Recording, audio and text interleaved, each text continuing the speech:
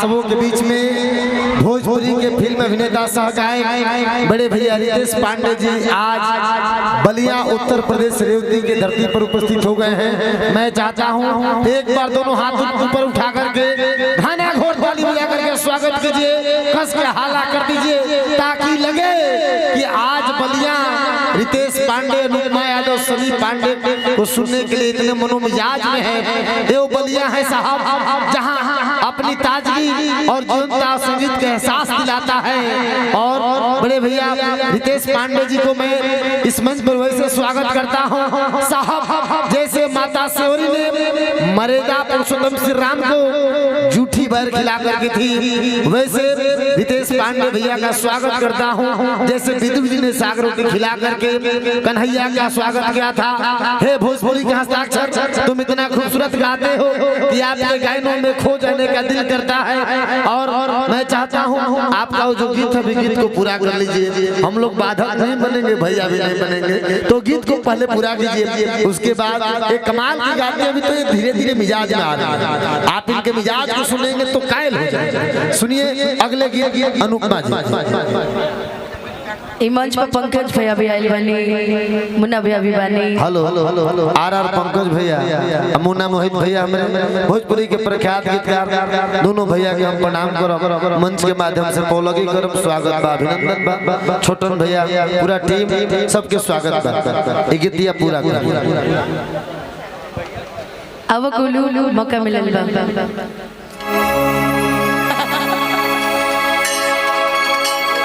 आर पंकज भैया है नहीं भैया, राहुल इंट्रोडक्शन करावे जरूरी बा। आर पंकज भैया रितेश भैया के अधिकतर हिट गाना भैया से एगो गीत आइल रहे बड़ा सुंदर जौन की हमरो बड़ी फेवरेट बा कि मेरे बाद मोहब्बत को तरस जाओगे। भैया के लिखल गाना कि मैंने दिल तुझको दिया, ये खता हमारी है। भैया के गाना लिखल हो और रितेश भैया के यहाँ के वो गाना दिले रही जो हमनी के फेवरेट रहे। जब दिल टूटत रहे तो रहुआ सब भी वे गाना सुनत हो कि जहिया से चल गई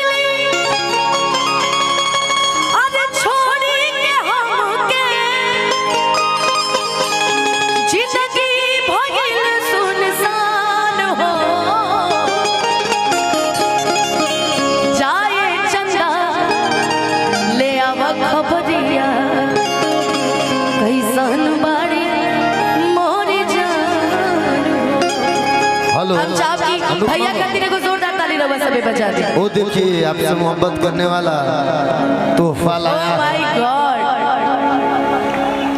ये वैसे प्यार करने वाले लोग हैं। कैमरा उधर घुमाइए, आपके लिए बेहतर चीज मैं ही दिखा सकता हूँ।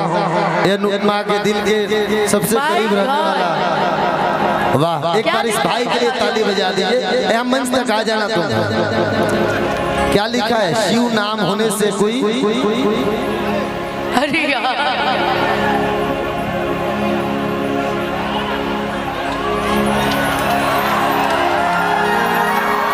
वाह,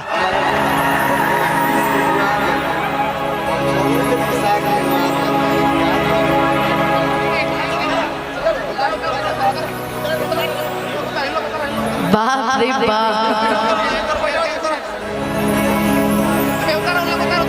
आओ इधर से आओ। ऐसी लाइन लिखी है ना कि आदमी बहुत असमंजस में रहेगा अभी।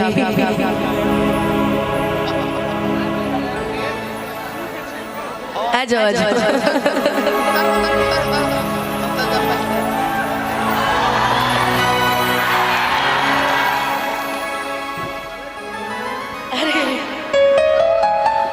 इसमें तुमने ये अनुपमा जी के बहुत बड़े फैन हैं। इस पे जोरदार तालियां आपके लिए।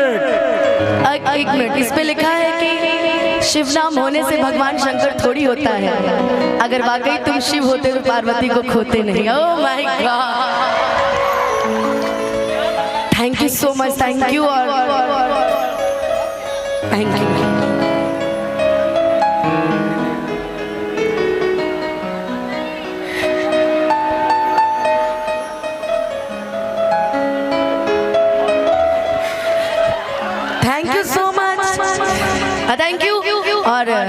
चीज के लिए मैं हाँ इस पे पेन लाए हो? पेन है भैया?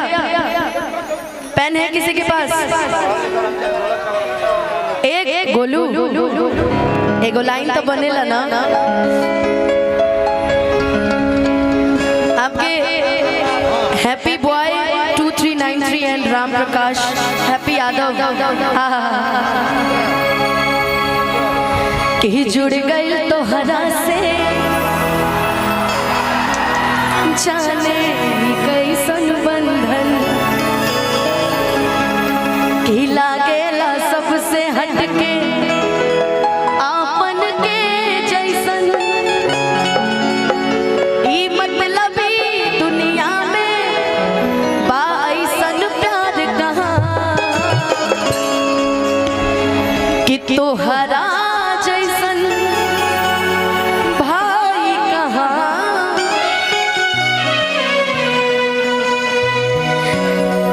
सो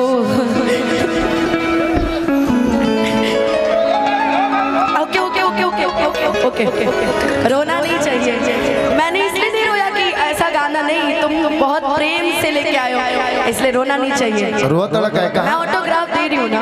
नाम का बा घर का पूछो कम से कम इनको। हट तू सूरज आगे से। क्या नाम है आपका? हेलो बाबू आपका नाम क्या है इसमें बताइए। राम प्रकाश यादव। राम प्रकाश यादव हैप्पी यादव। अच्छा हैप्पी यादव। नाम इसका हैप्पी। घर कहाँ हुआ आपका? मध्य योगेंद्रगिरी बहरिया। अच्छा बैरिया से है। वाह तो आपको हंसना है, रोना नहीं। कोई दिक्कत है आपको, परेशानी है? अच्छा खुशी की आंसू है ये भी अभी जी दो ले आ सब जा। ये गो दीदी के आशीर्वाद है, जीवन में खुश रहो। चल आओ।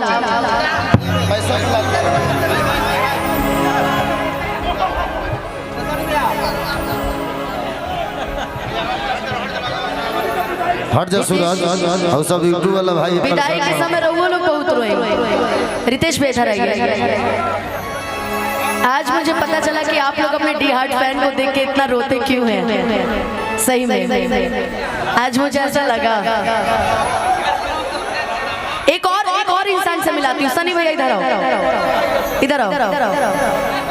सनी भाई है बड़े ये कार्यक्रम के मुख्य अतिथि अनुपमा जी 1 मिनट जरा इसको खोलो तो इसको खोलो। इस कार्यक्रम के मुख्य अतिथि अजय शंकर पांडे, एक ये भी देखिए नगर पंचायत रेवती अध्यक्ष रितेश भाई का बहुत बड़ा फैन। 362 पार्टी विधानसभा के युवा हर हर नेता। महादेव। आपसे गुजारिश है आप अपने सभी सम्मानित सदस्यों के साथ मंच पे पहुंच करके प्यार करने वाले लोग हैं। फीता काट करके आज का कार्यक्रम का आरंभ करें। चूंकि सभी कलाकार इस वक्त मंचासीन है। बाकी भैया और अभी हमारे बीच हमारे ही जिले के पड़ोसी हमारे कमलेश देहाती जी भी इस समय मंच पे आसीन हैं। रेवती नगर पंचायत के सम्मानित सभी जनता जनार्दन और क्षेत्र पंचायत के कोने कोने से पहुंचे उन सभी दर्शकों की तरफ से आपका हार्दिक स्वागत वंदन अभिनंदन है। ले जाओ संभाल के रखना, ठीक है? चलो रुला दिया पागल आके, इतने अच्छे से मेकअप किए थे कि तोहरा जैसन भाई कहाँ, तोहरा जैसन प्यार कहाँ, तोहरा जैसन प्यार कहाँ, तोहरा जैसन प्यार कहाँ, तोहरा जैसन प्यार कहाँ। आगे के कार्यक्रम हो जाओ फिर हम लेके गावल चल। अब आप सबके सामने